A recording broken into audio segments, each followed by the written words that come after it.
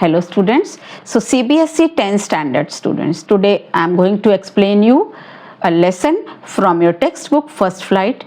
The name of the lesson is Long Walk to Freedom. So this lesson, it is from the autobiography of Nelson Mandela. Autobiography क्या होता है?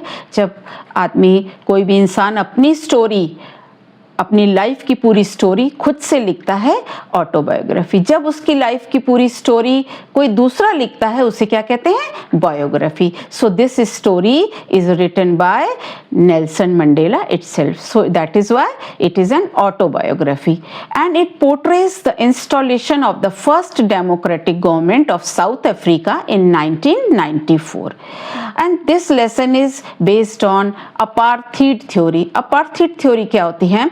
ये farmer official government जो थी, policy south Africa की क्या थी? Separating people of different races and making them live apart. तो क्या होता था ऑफिशियल गवर्नमेंट में बहुत सालों तक, इवन 80+ ईयर्स तक क्या हुआ, उन्होंने बहुत स्ट्रगल किया और उस थ्योरी में क्या करते थे, अलग अलग रेस के लोगों को यानी ब्लैक्स और वाइट्स को सेपरेट ही रखते थे, ठीक है, और उनको अलग रहना भी पड़ता था और इसके लिए साउथ अफ्रीका ने भी बहुत ज़्यादा स्ट्रगल किया, उनके फ्रीडम फाइटर्स ने बहुत ज़्यादा स्ट्रगल किया। इवन उसकी आइडियोलॉजी भी उनकी हिटलर की तरह थी। जैसे हिटलर ने, उसकी आइडियोलॉजी क्या थी? रेसिज्म थी। वो भी रेसिज्म करता था। वो जर्मन्स और ज्यूज में इनको अलग रखना चाहता था। वो कहता था कि जर्मन्स एक प्योर रेस उनको बनाना चाहता था, इसीलिए बहुत सारे हजारों ज्यूज को हॉलोकॉस्ट एक साथ क्या उनको मास किलिंग उसने कर दिया। तो ऐसी ही थ्योरी वहां पे भी चलती थी। तो जो ऑफिशियल गवर्नमेंट थी साउथ अफ्रीका की, वो भी ऐसी आइडियोलॉजी पे चलती थी। They use to separate people of different races and making them live apart, ये थ्योरी थी। Now this story tells us the views about freedom. उनके व्यूज जो है फ्रीडम के बारे में वो बताती है। And this story tells us the information of his childhood, how his life was in that period.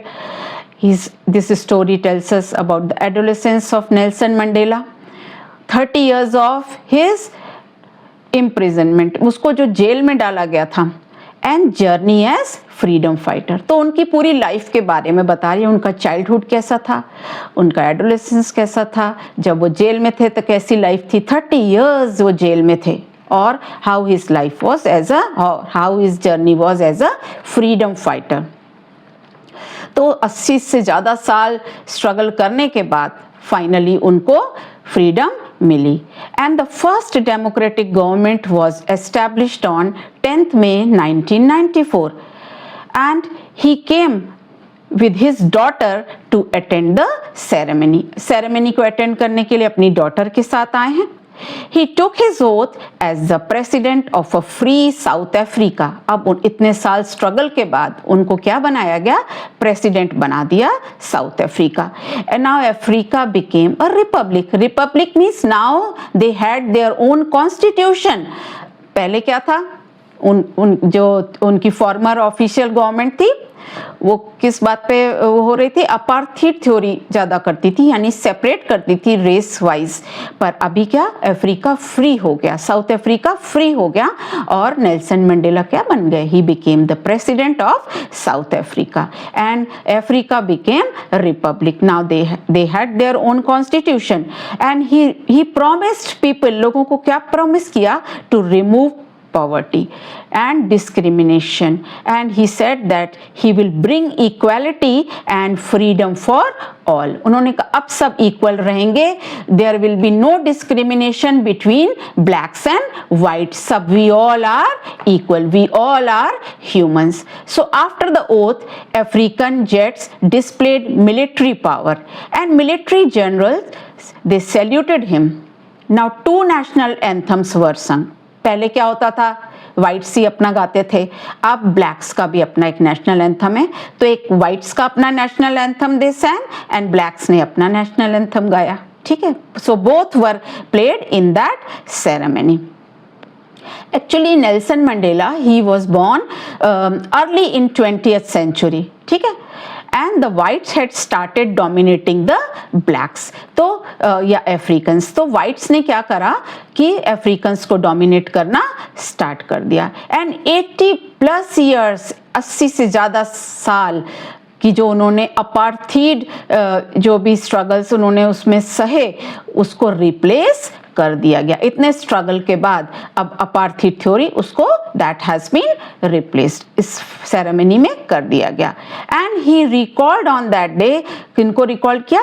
He recalled all the great freedom fighters and the people who lost their life, who sacrificed their lives for the sake of country। और उस दिन उन्हें और किसको याद किया? एक तो फ्रीडम फाइटर्स को याद किया और ऐसे लोगों को याद किया जिन्होंने अपने देश के फ्रीडम के लिए जान दे दी। हमारे देश में भी बहुत सारे फ्रीडम फाइटर्स, उन्होंने भी तो जान दी, तभी तो हम फ्री हुए, नहीं तो हम भी ब्रिटिशर्स के अंडर में थे। He believed, और क्या सोचते थे Nelson Mandela? He believed that being black or white is not the token of one's superiority। कह रहे superiority के लिए कि हम white हैं, we are superior race, तो ये सोचना गलत है। He believed that to do something for the nation, कह रहे कि अपने देश के लिए हमको क्या किया गया? He was taken away from his family। कह रहा मेरे को तो, मैं तो अपने घर से निकल गया, हमने अपनी फैमिली लाइफ तो कभी नहीं जिया, ठीक है। And he thinks that every person has two responsibilities और two obligations। क्या two obligations हैं?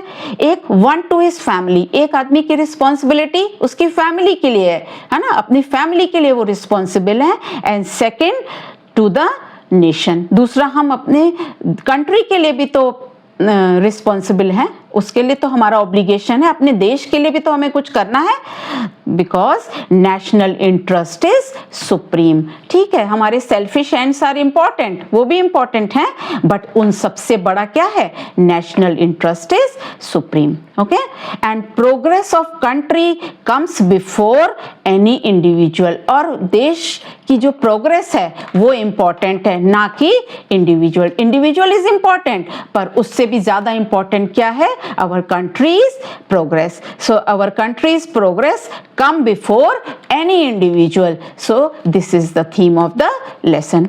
अभी concept of freedom है क्या? वो lesson में बोल रहे हैं या अपनी ऑटोबायोग्राफी में क्या बोल रहे हैं?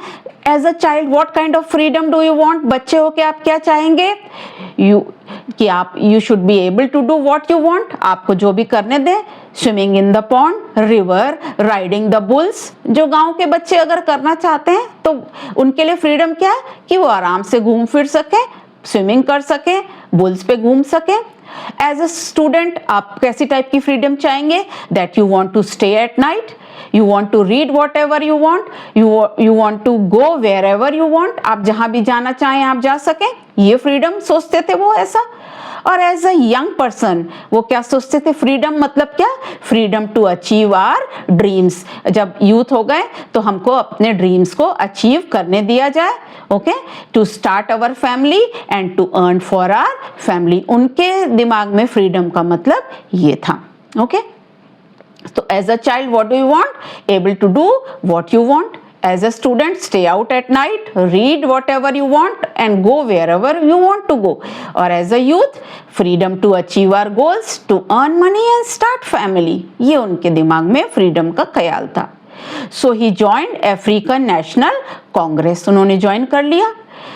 And he said the desire for freedom changed his whole life। कह रहा है जो फ्रीडम चाहते थे उससे उनकी पूरी जिंदगी बदल गई, क्योंकि in the beginning he was a frightened young man। So from a frightened young man he changed to a criminal। Okay, अभी देश के फ्रीडम के लिए तो कुछ भी करने को वो तैयार थे। एंड लास्ट में ही realised that he could not enjoy freedom when his community was not free. कह रहा हम फ्रीडम एंजॉय नहीं कर सकते अगर हमारी कम्युनिटी फ्री नहीं है। ओके, और यहाँ पे इस लेसन में ऑप्रेसर और ऑप्रेस्ड की बात की गई है। ऑप्रेसर कौन है? द पर्सन हु ऑप्रेसेस, जो दबाता है सामने वाले को।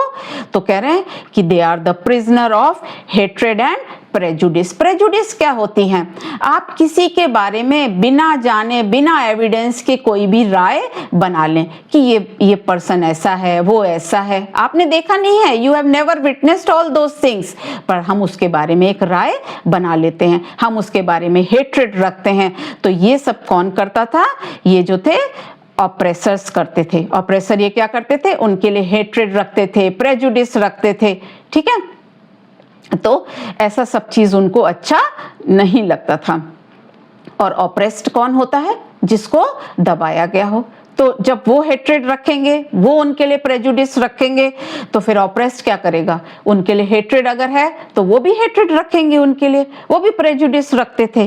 तो कह रहा है both are robbed of their humanity. कह रहा है इस तरीके से जिसको दबाया जा रहा है उसकी ह्यूमैनिटी तो रही नहीं, उसको इतना हम दबा रहे हैं और डिफरेंशिएशन कर रहे हैं, डिस्क्रिमिनेशन करना, उसकी ह्यूमैनिटी रही। और जो दबा रहा है क्या वो ह्यूमन है? तो कह रहा है both are robbed of their humanity. तो ऐसा होना नहीं चाहिए। तो इस पार्ट ऑफ द लेसन में ये बेसिकली ये सारे इंपॉर्टेंट पॉइंट्स हैं। और अपकमिंग वीडियो में मैं आपको और भी चीजें इस लेसन के बारे में, कुछ क्वेश्चन आंसर्स उसके बारे में मैं आपको बताऊंगी। Thank you.